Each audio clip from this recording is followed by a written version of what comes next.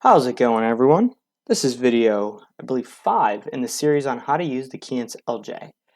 Today I'm going to be working with the LJS and with a dime and show you a couple different tools and how to actually stack tools accordingly.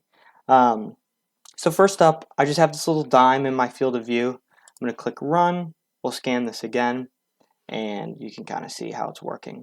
Um, so if I were to toss this into 3D, we could take a look at how this diamond actually looks in the 3D.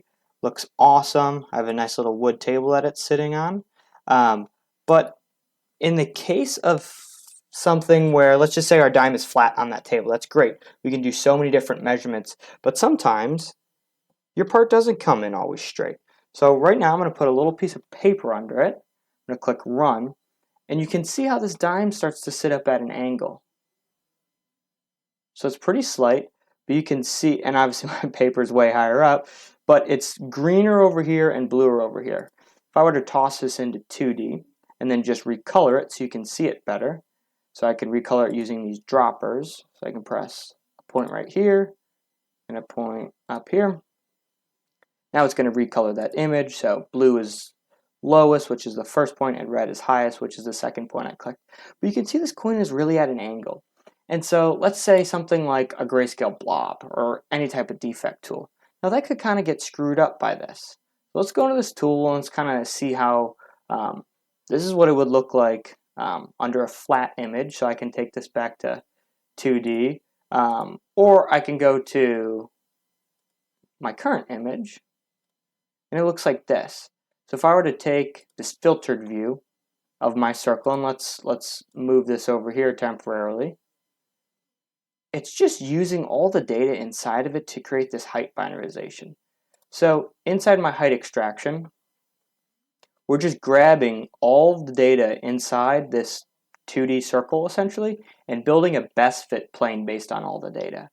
But that's not really going to work well for this because if the part tilts, the way the plane is created will screw it up. So it's not really going to work right. Something I've considered doing is, well, Kent, why don't we just drag in the circle and then just make it with that area? Well, that does work pretty well. But the downside to that is, again, you need to make sure that you're sitting on the exact same area of this circle every time to build the same plane. And see, if I was slightly out, it wouldn't work that well. If I was slightly in, or maybe there was a large dent inside of here. That's actually really something to consider. If we had a large dent inside this, it would actually screw up the whole plane creation. So that's why I will use a trend height tool. So let's set this up from scratch. I'm going to remove that piece of paper from there. I'm going to run this again, and I'm going to register a new master image. So I'm going to save this. We're going to overwrite that old one. So same as we set up position adjustments before, you have to master an image. We'll save this real quick. Da-da-da. And then we'll click close after we're done saving. Awesome. All right, so now let's try setting up some of these tools. So I'm going to go through, and I'm actually going to delete these tools because we're going to start from scratch. First off, we're going to just set up a position adjustment. We're going to make it nice and simple.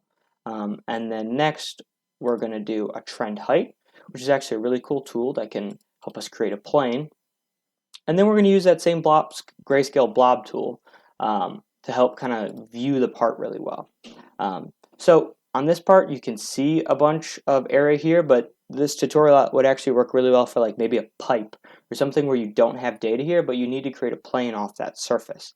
Because as you can see on this dime, if I recolor this, let me zoom in on here. We have a nice ridge right here, and that's actually going to be critical for this.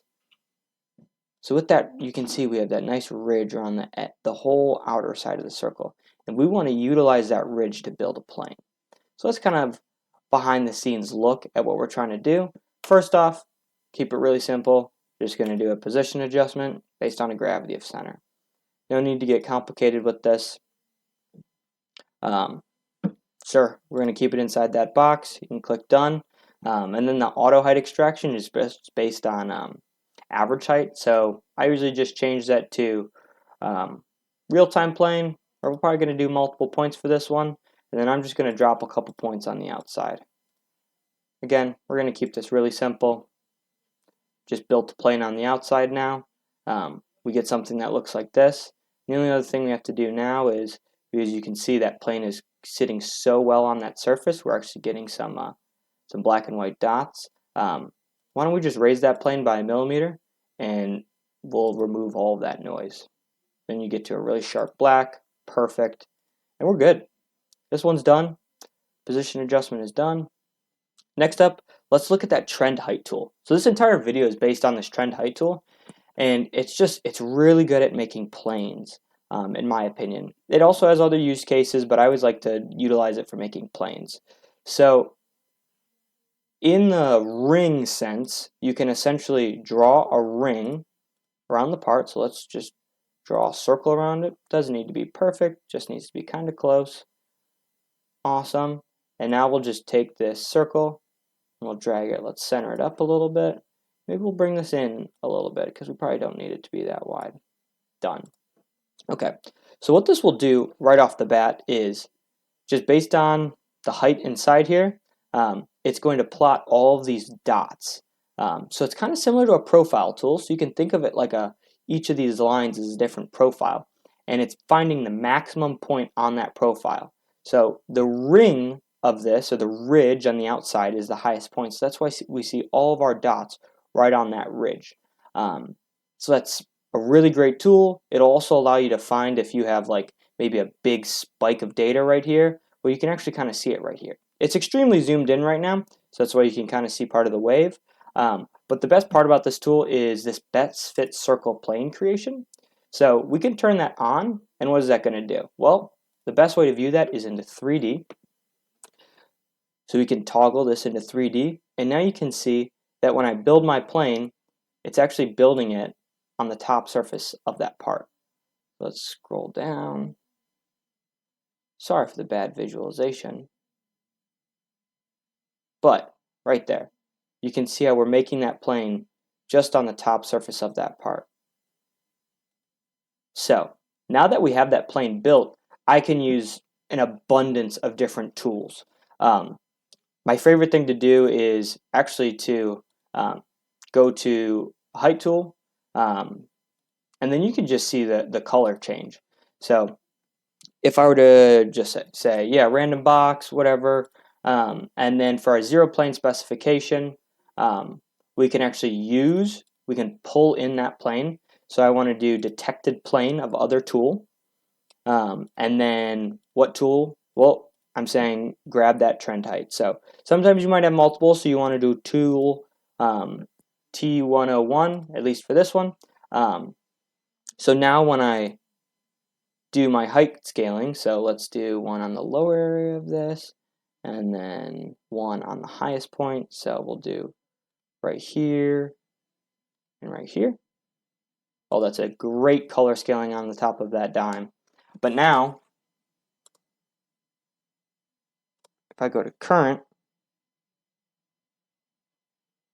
it stayed there, and I'm going to put some paper under it. So this will tilt the coin, but our height scaling and our color scaling should stay relatively the same.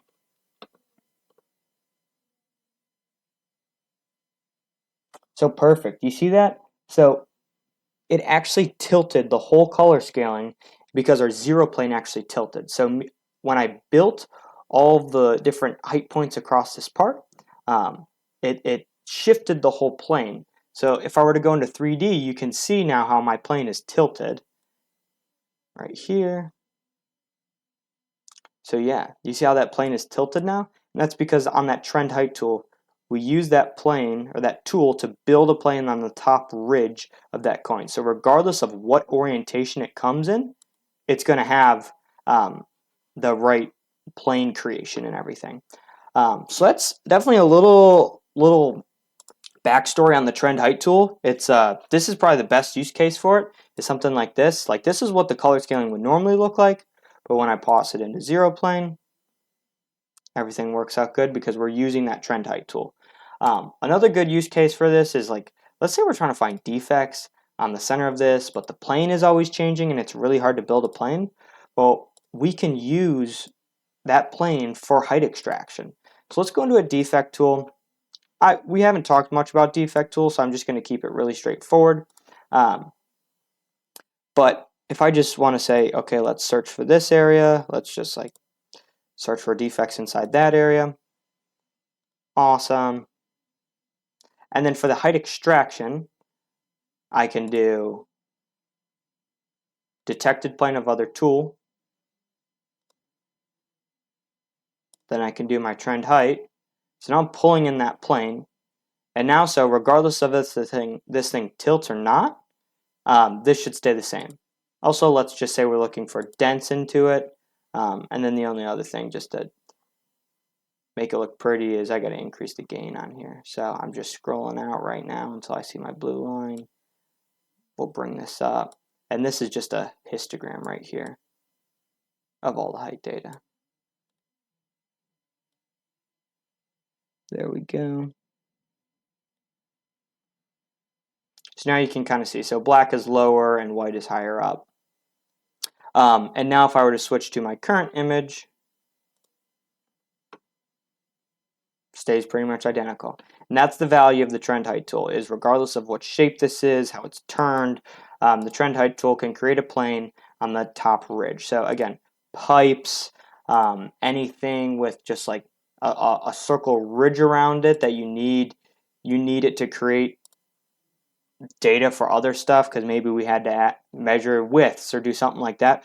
Well, creating that plane is the most valuable part. That's kind of it for this video, guys. Like, comment. Happy to answer any questions. So also looking for more video ideas. So keep me posted. See you now.